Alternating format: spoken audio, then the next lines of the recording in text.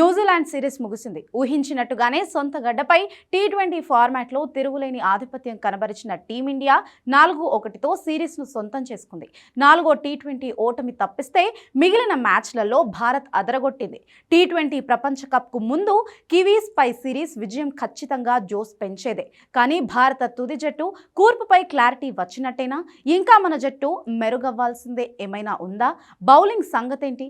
ప్రస్తుతం ఇవే ప్రశ్నలు వేధిస్తున్నాయి. భారత్ శ్రీలంక ఆతిథ్యమిస్తున్న టీ20 ప్రపంచ కప్ మరో 6 రోజుల్లో ప్రారంభం కాబోతుంది. ఈ మెగా టోర్నీకి ముందు భారత్ చివరి సన్నాహక సిరీస్ కూడా ఆడేసింది.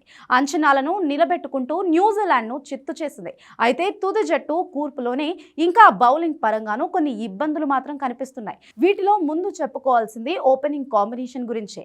గిల్ ఫామ్లో లేడని తప్పించి సంజు శాంసన్కు చోటు కల్పించారు. కానీ సిరీస్ ఆద్యంతం సంజు నిరాశపరిచాడు. వరుసగా అవకాశాలిచ్చినా సద్వినియోగం చేసుకోలేదు. ఫలితంగా ఇప్పుడు అతనికి చోటే సందిగ్ధంగా మారింది. సంజు వరుస వైఫల్యాల నేపథ్యంలో వరల్డ్ కప్లో అభిషేక్ శర్మకు జోడీగా ఎవరు దిగబోతున్నారనేది చూడాలి. ప్రస్తుతం ఉన్న ఆప్షన్లలో ఈశాన్ కిషన్, సంజు ప్లేస్ను భర్తీ చేసే అవకాశం ఉంది. దీనిపై మేనేజ్మెంట్ మాత్రం ఇంకా క్లారిటీ ఇవ్వలేదు. కానీ ఒక్కటి మాత్రం అటు ఫ్యాన్స్కు ఇటు మేనేజ్మెంట్కి ఉత్సాహాన్ని ఇస్తుంది. అదే ఈశాన్ కిషన్ సూపర్ ఫామ్. సరిగ్గా ఏడాది క్రితం జట్టులో చోటు లేదు. సెంట్రల్ కాంట్రాక్ట్ కూడా కోల్పోయాడు. అలాంటిది మళ్ళీ దేశవాళీ క్రికెట్ రాణించి ఇప్పుడు మెగా టోర్నీకి కీలకంగా మారిపోయాడు.